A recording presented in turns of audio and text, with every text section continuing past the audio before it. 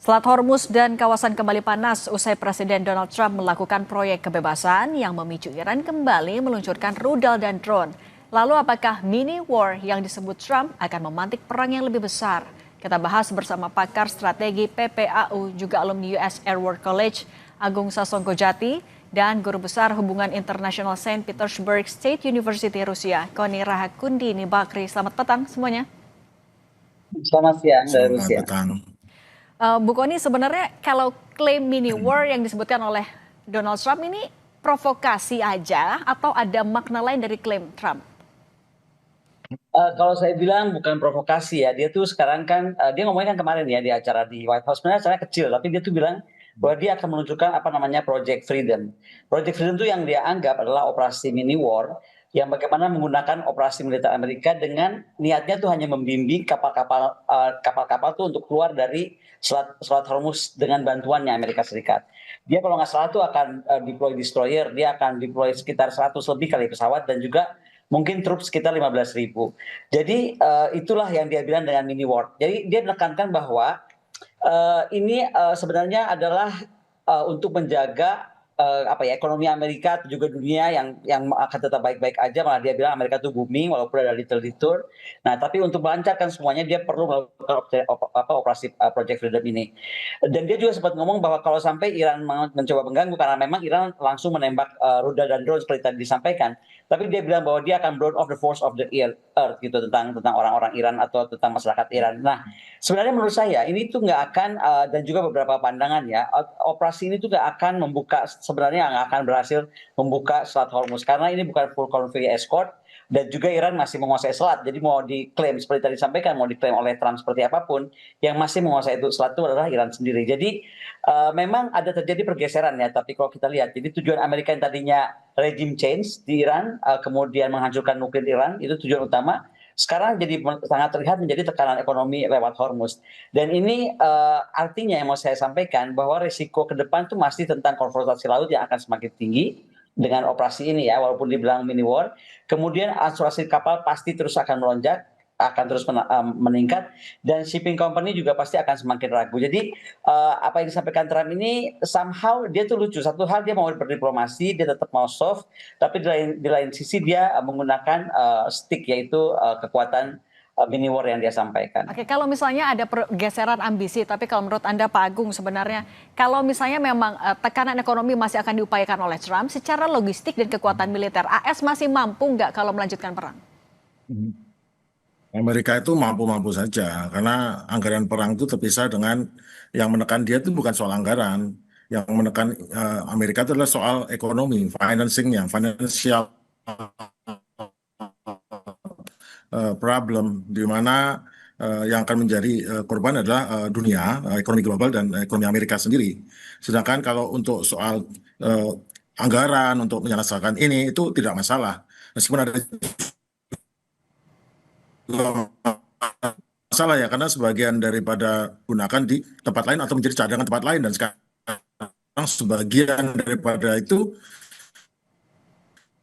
sudah dihabiskan selama 5 minggu di Timur Tengah, sudah dihabiskan di dunia, yaitu di eh, Eropa, di Amerika Selatan yang harus siap Amerika lah sendiri, kemudian di Timur Tengah dan di Timur Jauh. Nah, Timur Tengah sendiri urusan Iran ini sudah menghabiskan hampir separuh daripada persediaan. Jadi masalah terbesar bagi Amerika itu bukan soal anggaran untuk perangnya, tetapi tapi akibat dari perangnya ini yang akan menjadi masalah, akibat dari dampak daripada balasan Iran, karena sesungguhnya kan Iran itu diserang ya, dan dia punya hak untuk membalas, dan dalam hak membalas itu dia juga punya hak untuk menutup Selat Hormuz karena itu berkaitan dengan keamanannya. Jadi istilahnya Iran adalah keamanan kami terganggu kalau Amerika dan sekutunya memasuki selat ini. Ya, itu hal yang sah. Nah, Dan tapi sekutu Amerika kan semua negara-negara GCC itu hampir semuanya kan, artinya sah juga itu gitu. Pak Agung, kalau serangan-serangan di Selat Silakan. Hormuz yang sebenarnya juga dibantah oleh Iran, ya berdampak juga kepada negara-negara di Teluk, itu sebenarnya siapa pelakunya? Apakah benar Iran atau itu klaim dari mana? Ya, memang ada juga false flag atau cipta kondisi. Memang ketahuan dalam saat perang beberapa waktu yang lalu, ternyata memang Israel juga memanfaatkan ini dengan mencontohnya Kuwait dan di Uni Emirat itu ada agen-agen intel Israel yang mencoba mengkambing hitamkan Iran. Tetapi di sekarang di soal Uni Emirat ini, meskipun Iran mengklaim tidak, namun itu kan perlu dicek klarifikasi sebelumnya apa sesudahnya. Namun yang jelas mengenai klaim Amerika mau masuk ke Teluk, kemudian mengantar kapal keluar, kemudian klaim untuk menembak tujuh kapal cepatnya Iran, itu semua dibantah oleh Iran dan Amerika membantah kapalnya kena serangan, Iran membantah sudah berhasil masuk, membantah. Jadi memang kalau tidak ada yang bisa mengklarifikasi itu terjadi, akibatnya ya mentah juga. Jadi memang mereka jago sekali membuat perang informasi ya. Sehingga bantahan ini langsung menihilkan atau membuat berita itu menjadi disangsikan. Jadi, tapi saya juga curiga, ini kok ada dua kapal kargo Amerika bisa keluar, kemudian ceritanya dia keluar disambut sama kapal Amerika lolos. Ini jangan-jangan model-model kong kali kong seperti kemarin mau di Isfahan yang ada pesawat Herculesnya jatuh, beberapa yang rusak berat, habis itu krunya bisa tenang bahagia terbang naik C-295-nya pasukan khusus Amerika itu jangan-jangan di belakang layar ini antara militer Amerika dan militer Iran itu ada yang beberapa bidang yang sebetulnya Oke. tidak sepakat untuk berperang, tapi karena perintah presidennya, jadi mereka ya harus gimana caranya biar kelihatan berperang, tetapi tidak menimbulkan masalah bagi mereka. Nah, kalau misalnya masih diduga masih ada cipta kondisi juga di kawasan Teluk. Bu Kony, kalau menurut Anda sebenarnya siapa yang dalam posisi lebih siap untuk melanjutkan perang? Tidak hanya dari kekuatan militer, tapi juga dukungan dalam negeri, dukungan support dari negara-negara sekutu. Dua-duanya sih siap ya saya bilang, walaupun mungkin Amerika agak ada sedikit tekanan dengan apa namanya protes 8 juta orang. Tetapi kita bisa lihat bahwa Trump ini sebenarnya dia tuh main koersif diplomasi. Jadi dia itu gabung, ada tekanan militer kecil, ada ancaman besar, tapi dia selalu bilang bahwa Iran udah bersedia bicara kok gitu. Yang saya khawatirkan sekarang adalah sebenarnya Project Freedom ini akan meningkat gitu. Ada intensitas yang akan dipermainkan. Dan yang saya khawatirkan sebenarnya adalah rencana atau mungkin kepikiran oleh Trump untuk merebut tanker yang akan membawa kapal-kapal ke Cina. Karena untuk Trump sekarang bagaimana caranya supaya Iran ini nggak punya kemampuan besar lah untuk membiayai perang ini. Nah, jadi sekali lagi Iran tuh Trump tuh memainkan peranan sangat lucu. Dia bilang secara diplomasi dia positif, tapi dia sampai mengancam. Nah, yang kedua adalah bagaimana sekarang kita mesti lihat perannya negosiator di sini ya. Mungkin bantuan Pakistan juga mesti kita lihat. Tapi yang saya khawatirkan ini akan mentok karena selain urusan nuklir dan urusan lain urusan pengurangan uranium, yang paling berat menurut saya kalau di proposal Trump itu adalah dia minta di red line oleh dia itu adalah bagaimana Iran harus membayar atas apa yang sudah dilakukan 47 tahun. Ya, itu kan kata-kata yang sangat apa maksudnya coba 47 tahun Iran merdeka kemudian menguasai tanda kutip selat tersebut, mendapat keuntungan dari selat, lalu semua harus dibayar oleh Iran. Ini kan ada jadi selain masalah nuklir dan uranium, menurut saya red line-nya adalah statement Trump untuk harga yang cukup besar atas apa yang sudah dilakukan Iran selama 47 tahun. Oke. Nah, tapi ini strateginya ini bisa improvise ya, bisa berisiko. Jadi kedua belah pihak ini akan maximize the demand gitu loh. Tapi ya kita harus mesti bicara tentang skenario paling mungkin. Menurut saya dia akan bertahap. Jadi Pakistan akan terus memainkan mediasi, Iran akan buka Hormuz secara parsial atau gradual. Kita nggak lihat tadi disampaikan bisa ada kapal lewat, bisa nggak ada kapal lewat. Kemudian Amerika Serikat akan melonggarkan blokade pelabuhan Iran. Oke. Nuklir mungkin akan dibahas terpisah gitu. Dan juga mini deal ini akan on and off lah kira-kira. Oke, nah kalau misalnya titik panasnya ada di Selat Hormuz, Pak Agung, menurut Anda sebenarnya membandingkan kekuatan angkatan laut mana yang lebih kuat antara Amerika Serikat dan juga Iran? Tapi jangan jawab dulu, kita bahas lagi usai jeda. Tetap bersama kami di Kompas Petang.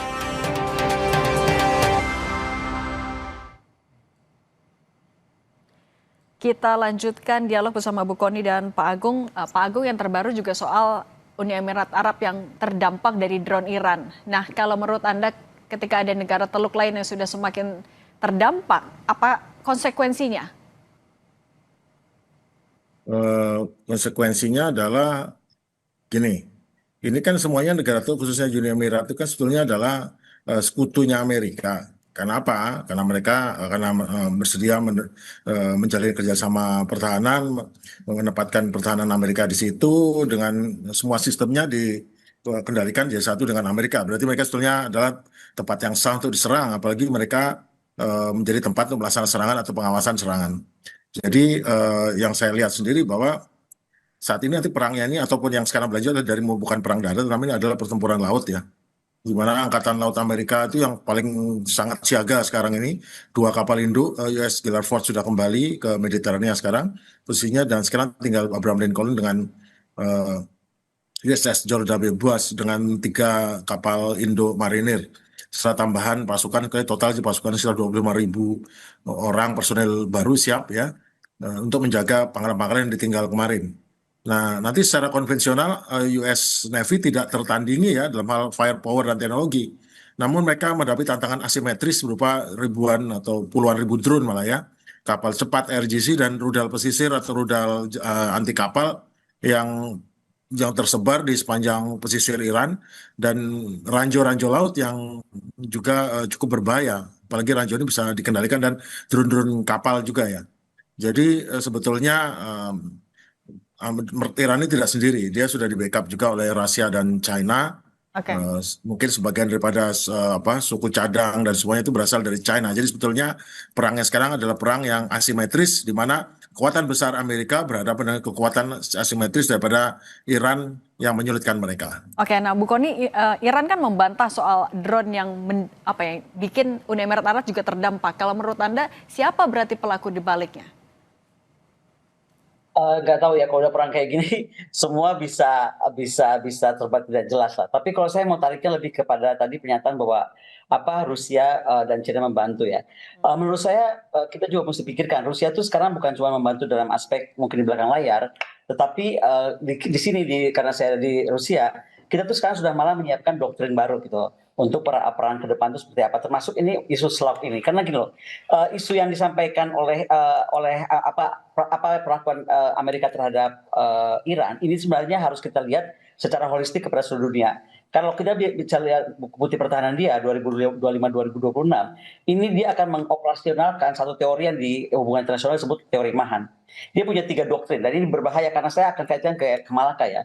Dia itu akan mengendalikan penuh choke point, dan dia artinya bisa mengendalikan dan menolak musuh atau akan memilih musuh atau lawan atau kawan yang dia akan tentukan.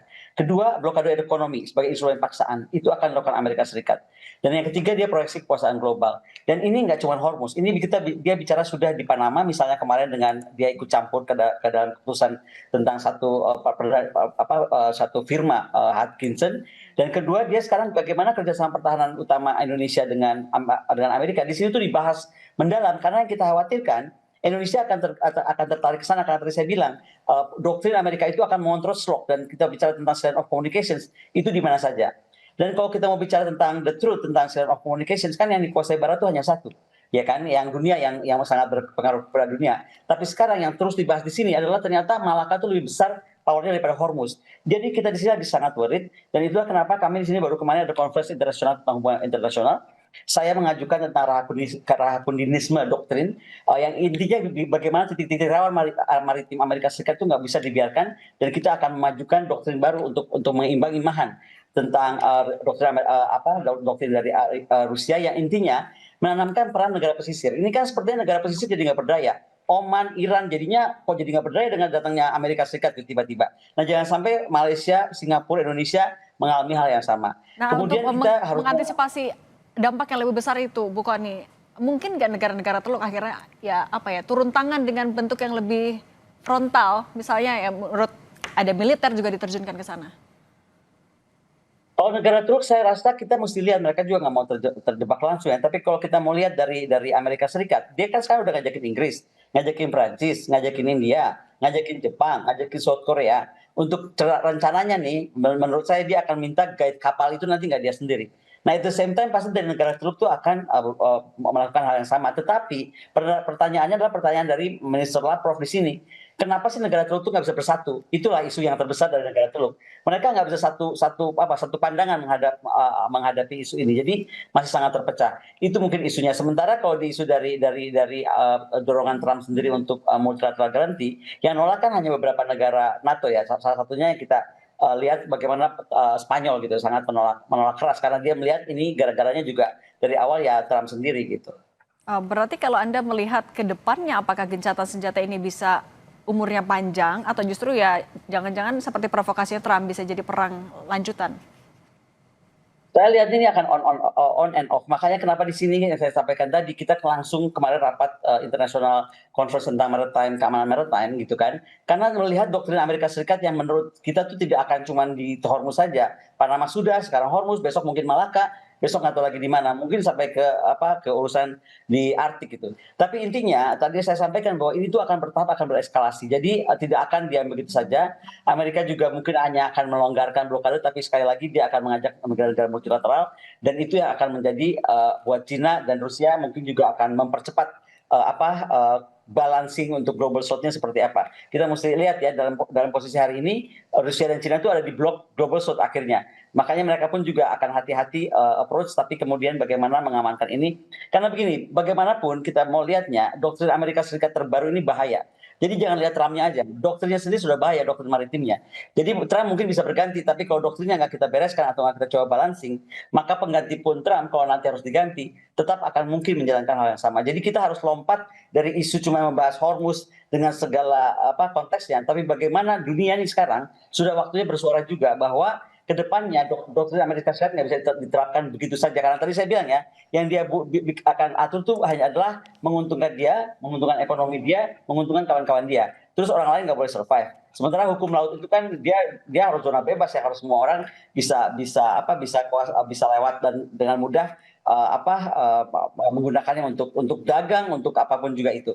Jadi sekali lagi saya berharap dalam pembicaraan kita sore ini nih, ada yang harus saya inginkan Kementerian Pertahanan Indonesia juga sudah mulai lompat ke membahas bagaimana kalau ini terjadi di Hormuz, karena sekali lagi pengendalian penuh choke point dengan doktrin baru Amerika itu bahaya sekali terhadap Malaka. Dan sekali lagi kita mesti ingat, dan mungkin nggak banyak yang tahu, Malaka itu sekarang sangat strategis, orang sudah mulai menghitung powernya lebih daripada Hormuz.